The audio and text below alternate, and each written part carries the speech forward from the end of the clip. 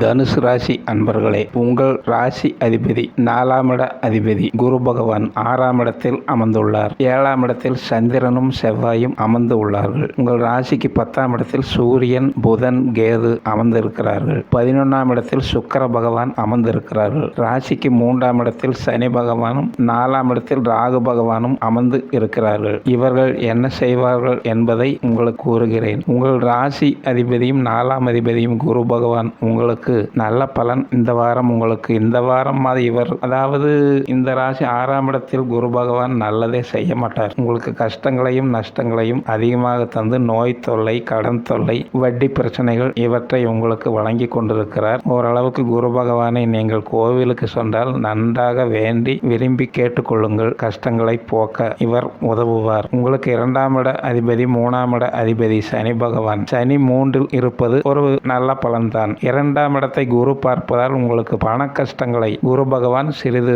2ஆம் இடத்தை பார்ப்பதால் பணம் எப்படியாவது உங்களுக்கு கிடைக்கும். பொருளாதார பிரச்சனைகள் பெரிதாக உங்களை பாதிக்காது. குரு பகவான் 2ஆம் இடத்தை பார்த்து உங்களை சிறிது நல்ல பலன் பொருளாதார விஷயத்தில் உங்களை காத்து கொண்டிருக்கிறார். 3ஆம் இட சனி உங்களுக்கு எதையும் தாங்கும் மனதைரியத்தையும் ஒரு வீரத்தையும் உங்களுக்கு தந்து சனி 3இல் இருப்பது நல்லது. அது உங்களுக்கு நல்ல பலனையே வழங்கி கொண்டிருக்கிறது. 4ஆம் இட ராகு உங்களுக்கு சுகஸ்தானம், வீடு, வாகனம் இவற்றால் உங்களுக்கு பெரிய நல்லது நடக்க போவதில்லை. இது நல்ல பலன் கிடையாது. 4ஆம் இட ராகு நல்லது தரமாட்டார். உங்களுக்கு 6ஆம் இடத்தில் குரு வந்து நான் முன்பே சொல்லிவிட்டேன், அவர் நல்ல பலன் கிடையாது. உங்கள் ராசிக்கு 7ஆம் இடத்தில் சந்திரன், செவ்வாய் இருவரும் அமர்ந்திருக்கிறார்கள். சந்திரன் உங்கள் ராசிக்கு 7ஆம் இடம், 8ஆம் இடம், 9ஆம் இடம் இந்த வாரம் சஞ்சாரம் செய்யும் போது 7ஆம் இட சந்திரன் உங்களுக்கு சுகத்தையும் சந்தோஷத்தையும் வார ஆரம்ப நாட்களில் உங்களுக்கு வழங்குகிறார். 8ஆம் இட சந்திரன் 2-3 நாட்கள் கழித்து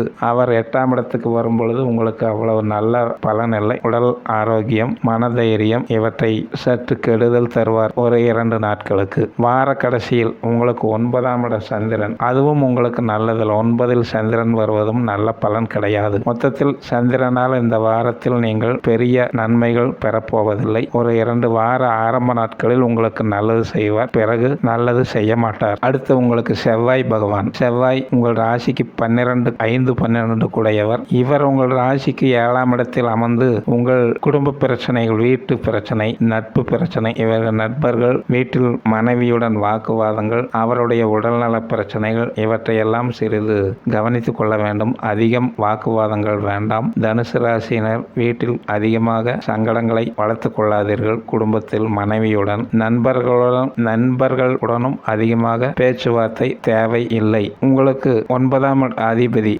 அதிபதி சூரியன் உங்கள் ராசிக்கு 10ஆம் இடத்தில் இருப்பது நல்லது. தொழில்களில் ஒரு தொழில் நல்லபடியாக இருக்கும். அவர் அதில் லாபத்தையும் வழங்குவார். 10இல் சூரியன் இருப்பது நல்லது. குரு பார்வையுடன் உள்ளதால் தொழில் ஓரளவுக்கு நல்லபடியாகவே தனுசு ராசியினருக்கு வழங்கி கொண்டிருப்பார் சூரிய பகவான். உங்கள் ராசிக்கு 7ஆம் அதிபதி 10ஆம் அதிபதி புதன் உங்கள் ராசிக்கு 10ஆம் இடத்தில் ஆட்சி உச்சமாக அமர்ந்திருப்பது, கேது பகவான் உடன் அமர்ந்திருப்பது அனைத்தும் நல்லவர். சிறிது கேது பகவான் இதையெல்லாம் சிறிது 10ஆம் இடத்திலிருந்து கெடுக்க பார்ப்பார். இருந்தாலும் குரு பகவான் பார்வை 10ஆம் இடத்தில் பதிவதால் ஓரளவுக்கு நல்ல பலன்களை உங்களுக்கு புதன் பகவான், சூரிய பகவான் வழங்குவார்கள். சமாளித்துக் கொள்ளலாம். 10ஆம் இட பலன் உங்களுக்கு நல்லதுதான். அடுத்து சுக்கிரன் உங்களுக்கு 11ஆம் அதிபதி, உங்களுக்கு 6ஆம் அதிபதி. சுக்கிரன் உங்களுக்கு 11இல் இருப்பது நல்ல பலன்கள் தான். இவர் உங்களுக்கு மூத்த சகோதர வகையிலும் சிறிது நல்ல லாபங்களையும் தொழிலில் லாபங்களையும் உங்களுக்கு சுக்கிரன் தருகிறார். கெடுபலன் அதிகமாக சுக்கிரனால் இல்லை. சுக்கிரன் உங்களுக்கு நல்லதே செய்வார். மொத்தத்தில் இந்த வாரம் உங்களுக்கு ஒரு சமமான நல்லதும் கெட்டதும் கலந்த வாரம். ஓரளவு சமாளித்து கொண்டு வருவீர்கள். நீங்கள் வணங்க வேண்டிய தெய்வம் குரு பகவானை கோயிலுக்கு சென்று வழிபாடு செய்து வேண்டி வணங்கி கொள்ளுங்கள். குரு பகவானால் தான் உங்களுக்கு கஷ்டங்கள் அதிகம் இருக்கும். அவரை வேண்டி வணங்கி உங்கள் துன்பங்களை தீர்த்து கொள்ளுங்கள். நன்றி. சுபம்.